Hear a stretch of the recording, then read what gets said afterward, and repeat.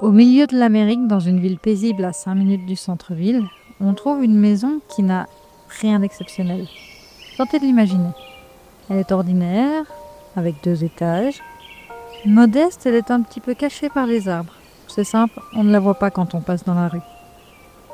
Mais quand j'aurai fini de vous raconter ce qui s'est passé dans cette maison, vous ne pourrez plus jamais l'imaginer de la même manière. Avant d'entrer dans le vif du sujet, si vous êtes comme moi passionné par l'étrange, le sombre et le mystérieux, ici chaque semaine je vous emmène dans une nouvelle affaire racontée avec soin et précision. On y va ? Allez, c'est parti.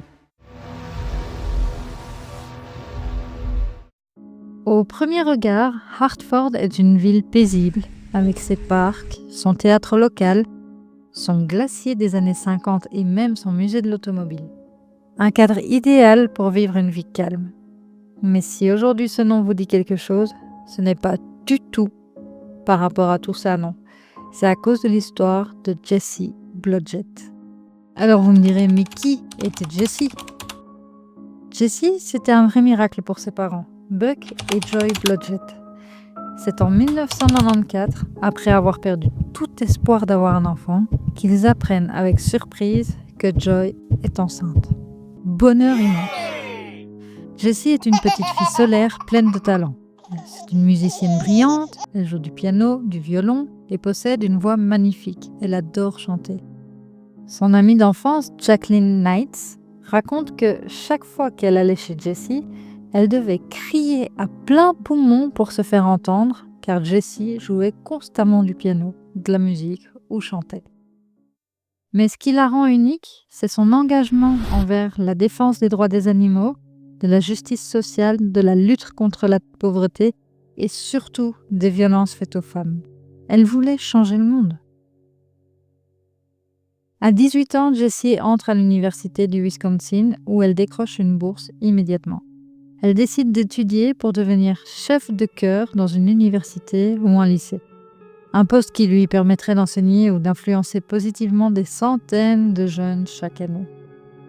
L'été suivant, au lieu de se reposer, elle fonde son école de musique et en quelques semaines seulement, enseigne déjà à plus de 25 élèves. Elle écrit aussi de la musique avec son ami d'enfance, Daniel Bartelt, 19 ans également. Tout lui réussissait, mais personne ne savait que cet été-là serait le dernier. Quand elle ne donnait pas cours à ses élèves, Jessie se préparait avec une immense excitation pour la comédie musicale de l'été, The Fiddler on the Roof. Elle avait décroché un rôle clé en tant que violoniste et était aux anges. Cette opportunité, c'était non seulement un rêve qui se réalisait, mais aussi une chance en or pour décrocher encore plus de contrats et de nouveaux élèves. Le 14 juillet 2013, Jessie assiste à une pool party avec sa troupe de théâtre pour fêter le succès de leurs 3 représentations. Mais quelque chose la dérange. Des hommes plus âgés la draguent de manière insistante. Elle en parle brièvement à sa mère en rentrant, peu après minuit. Voyant sa fille troublée, Joy tente d'en savoir plus, mais Jessie ne semble pas vouloir en parler davantage. Alors elle n'insiste pas. Elle se dit qu'ils en reparleront à tête reposée le lendemain, lui souhaite bonne nuit et va se coucher, sans se douter que c'était là la dernière fois qu'elle voyait sa fille en vie. Le lendemain matin, Buck et Joy se lèvent tôt, comme d'habitude, vers 7 heures. Jessie, elle, profite encore un peu du lit. Elle n'a qu'un seul cours de prévu à midi, alors pourquoi ne pas traîner un peu sous la couette ? Après tout, ce sont les vacances. Avant de partir au travail, Joy entre discrètement dans la chambre de sa fille pour déposer du linge. Jessie dort profondément. Elle hésite un instant. Va-t-elle la réveiller ? Non, autant la laisser se reposer. Alors tout en douceur, elle referme la porte et quitte la maison. Midi arrive, Joy rentre pour sa pause déjeuner, mais curieusement, Jessie n'est toujours pas debout.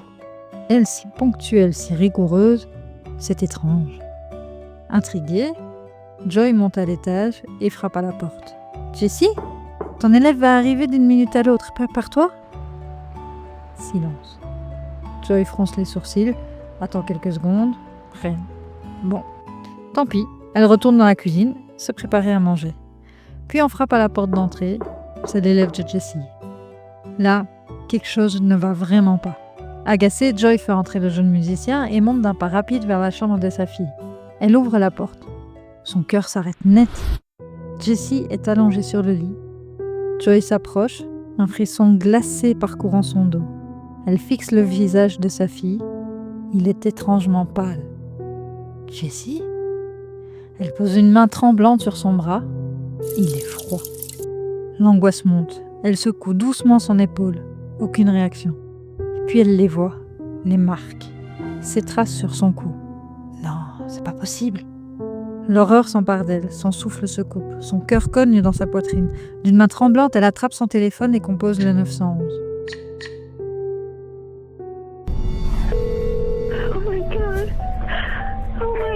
Hartford 901, what's your emergency? My daughter is blue. I went to wake her up, and I just got home for lunch, and she won't wake up. She's 19. My God. Okay, hang on just a second. Okay. Okay, so is she breathing? I don't think so, no. Okay, ma'am, do you know how to do CPR? Jessie. Do you know how to do CPR, ma'am? She's cold. She's cold. She's cold? She's cold. Oh, my God. Oh, my God. She's good. Okay. Oh, my God. Oh, my God. Oh, my God. Her pants are all wet, and she's got, it looks like strangulation marks. There are strangulation marks? That's what it looks like. I don't know what's going on. I don't know what's going on. Honey, what happened to you? No. No. Honey, no. No. Quand les secours et la police arrivent quelques instants plus tard, ils ne peuvent que confirmer le décès de Jessie. Il n'y a plus rien à faire. En examinant le corps, les enquêteurs font une découverte glaçante. Jessie porte des marques de ligature aux poignets et aux chevilles, des traces claires de liens qui l'ont retenue de force. Sur son cou, l'étranglement est évident, laissant des marques profondes et visibles. Mais ce qui les trouble le plus, il n'y a aucun signe d'effraction. Rien n'a été volé. Tout laisse penser que le tueur connaissait parfaitement la maison et Jessie. Richard Tickens, l'enquêteur principal, en est convaincu. Ce crime n'est pas le fruit du hasard. L'assassin savait exactement où elle vivait, dans quelle chambre elle dormait, comment entrer chez elle sans se faire remarquer et comment la tuer. Ses soupçons se portent alors sur plusieurs pistes. D'un côté, les tailleurs d'arbres qui avaient récemment travaillé dans la maison des Blodgett. Aurait-il aperçu Jessie à travers une fenêtre et en aurait-il profité ? D'un autre, un collègue de Jessie au restaurant qui l'avait harcelé à plusieurs reprises et semblait lui en vouloir pour une raison inconnue. Ou ces deux hommes dont Jessie avait parlé la veille, lors de la fête. Jessie avait confié à sa mère qu'ils avaient eu une attitude insistante et dérangeante à son égard. L'enquête progresse. Après vérification, les tailleurs d'arbres étaient au travail ailleurs au moment des faits. Ils sont écartés. Le collègue de Jessie, bien qu'ayant eu un comportement déplacé, dispose lui aussi d'un alibi embêtant. L'un des deux hommes, le plus âgé, est également innocenté. Mais l'autre, Randy Taylor, attire l'attention des enquêteurs. Son comportement est étrange. Il évite de répondre aux questions, semble nerveux, et surtout, il n'a aucun alibi pour le matin du crime. Malheureusement, après des recherches approfondies, Randy est lui aussi disculpé. Alors que l'enquête semble piétiner, un élément inattendu vient tout bouleverser. 3 jours avant le meurtre de Jessie, une autre femme, Melissa Richards, a vécu une expérience terrifiante. Elle promenait tranquillement son chien dans un parc à quelques kilomètres de Hartford quand un homme étrange a commencé à la suivre. Puis sans prévenir, il l'a attaquée au couteau. Mais Melissa ne s'est pas laissée faire. Elle s'est battue avec une force incroyable. Dans un geste désespéré, elle a attrapé la lame à pleine main pour éviter qu'il ne la touche. Une véritable lutte s'en est suivie. Ils ont roulé au sol, elle s'est débattue de toutes ses forces. Il s'est retrouvé assis sur elle et dans un retournement de situation complètement dingue, c'est elle qui finit par récupérer le couteau. Là, l'agresseur est complètement pris de court. Il la regarde, sort un truc hallucinant. Je peux me lever, y aller ? Sous le choc, Melissa reste figée une seconde. Et lui, il en profite. Il prend ses jambes à son cou et disparaît, la laissant là complètement abasourdie. Quand elle reprend ses esprits, elle se précipite à l'hôpital pour faire soigner ses blessures. Résultat, 15 points de suture aux mains. Grâce à son témoignage, la police établit un portrait robot et diffuse une alerte. Un détail attire particulièrement leur attention. La description d'un minivan bleu, repéré sur le parking du parc. C'était la seule voiture présente au moment des faits, et Melissa est formelle. C'est vers ce véhicule que son agresseur s'est enfui. Quelques jours plus tard, le 16 juillet, un shérif du comté de Washington fait un rapprochement troublant. Il se souvient précisément de ce minivan bleu. Il l'avait amendé quelques semaines plus tôt, au même endroit. Il fouille dans les registres, retrouve l'immatriculation et tombe sur un nom. Alors que le propriétaire est trop âgé pour correspondre à la description de l'agresseur, celui-ci a un fils et lui, il pourrait coller au portrait robot. Cet après-midi-là, la famille de Jessie a organisé une veillée funèbre. Au beau milieu d'un souvenir émouvant, un téléphone sonne. L'homme qui décroche, Daniel Bartelt, 19 ans, l'ami proche de Jessie. Il est musicien, chanteur, acteur talentueux, et elle avait même enregistré une démo musicale avec lui. Mais maintenant, la police veut lui parler. Juste quelques questions comme ça, pour éclaircir certains points dans une affaire. Daniel se présente au commissariat, pensant être là uniquement pour discuter de cette affaire. Mais rapidement, les enquêteurs tiquent sur un autre détail. Pourquoi était-il au domicile de Jessie Blodgett ? Jessie, cette jeune femme assassinée dans l'enquête des Marapens. Clairement, ils se connaissaient. Alors forcément, ça mérite d'être creusé. Dès que Daniel s'assoit, l'inspecteur ne tourne pas autour du pot. Do you know what this is about? No. This is about an incident that Detective Walsh and I are investigating that happened last Friday. Okay. Where were you at again? House in Hartford, Jesse Walsh's house. The girl that just passed? Yeah, we were visiting her parents. Puis la conversation glisse sur Melissa Richards. Daniel nie en bloc. Il affirme ne rien avoir à voir avec cette agression. Were you at a party last Friday? No. Any I don't believe so. En observant son coude et ses mains, les inspecteurs remarquent plusieurs coupures suspectes. What have you on? Where? On your elbow? Fell, probably. See your hands? Go like this. That's on your thumb. Got stabbed with a screw at work. Straight through my thumb. If we check with your employer, would you still have your job? No. Okay, that's what I thought. Tell us about that. I was cooking and I cut my finger on the knife. Hold on a second. Let's talk. Okay. Nobody in their right mind would lie about cutting themselves if it happened at home cooking. Okay? Okay. What happened? Just be honest. Sous pression, Daniel craque. Il finit par avouer l'agression de Melissa Richards. I've gone to the park before. You went after that girl, right? Yes. Okay. Why? What were you going to do? I was scared for mom. And what I want to talk to you about, Jessie Blodgett, and to understand that you are friends with her, okay? What do you think happened to Jessie? I have no idea. Started kissing on the couch and she asked if I wanted to go up with her. What time did you end up there? 10 or so. Were you about Woodlawn? I was reading, trying to write. The main character's name is Jessica. Can you help us out on her? Give them some closure? You're making me very uncomfortable. Why is that? Because of what you're trying to insinuate. And what's that? See how this is helpful. If we're going to talk more, I'd like to have a lawyer.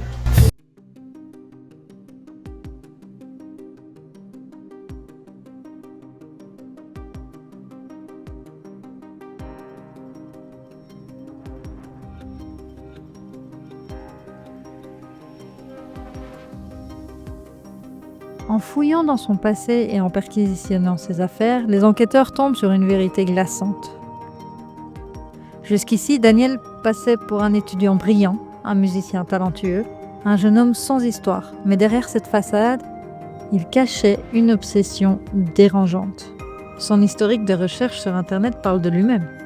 Il ne se contente pas d'un simple intérêt pour les faits divers, non. Il est littéralement obsédé par les meurtres et la mort. Il regarde des vidéos de snuff movie. Alors pour ceux qui ne savent pas ce que c'est et à qui je vais probablement voler la dernière part d'innocence, ce sont des vidéos sur le dark web, sans acteurs, mais avec de vraies victimes. Des mises en scène de torture, de viol, de meurtre, où tout est réel, jusqu'à l'instant où la personne meurt sous les yeux du spectateur. Comme si ça suffisait pas, il s'intéresse aussi tout particulièrement aux tueurs en série qui s'en prennent aux femmes.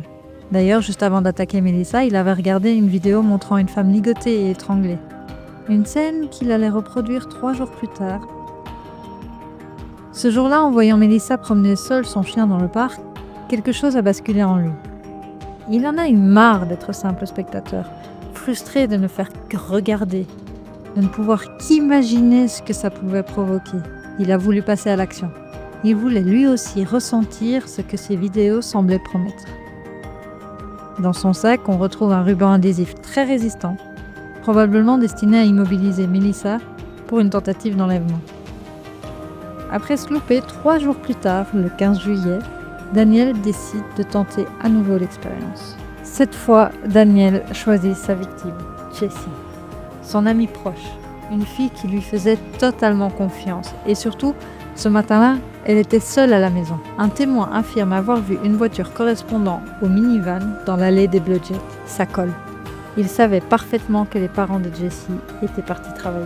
Il avait tout prévu. Il avait emporté dans un sac un ruban adhésif, une corde, des attaches, même des lingettes alcoolisées. Il était prêt à commettre l'irréparable. Plus rien ne l'arrêterait. Ce qu'on ne saurait jamais, c'est comment il est entré dans la maison. Est-ce que c'est Jessie qui lui a ouvert la porte en toute confiance?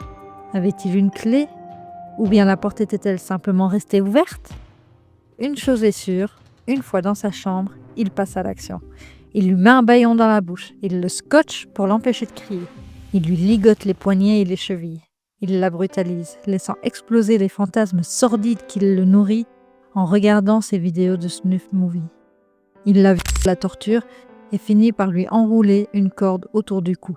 Il serre de plus en plus fort jusqu'à ce que la vie quitte peu à peu son regard. Ensuite, il tente de masquer son crime. Il nettoie méticuleusement le corps avec des lingettes alcoolisées. Il la repositionne dans son lit après l'avoir rhabillée et lavée et replie soigneusement la couverture sur elle, presque avec affection, comme si elle dormait paisiblement. Puis l'adrénaline redescend. Satisfait, il quitte la maison discrètement. Il emporte son matériel et va tout jeter dans une poubelle du parc de Woodlawn, mais ne sait pas que le rouleau de ruban adhésif a glissé sous le lit de Jessie. Une erreur fatale, une preuve centrale contre lui.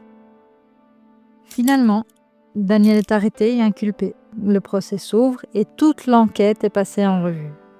Malheureusement, on ne sait pas exactement combien de temps ça a duré ni combien de temps les jurés ont mis à délibérer. Mais une chose est sûre, les preuves sont accablantes. Pourtant, Daniel reste campé sur ses positions. Il nie tout en bloc. Il jure qu'il n'aurait jamais fait ça à Jessie.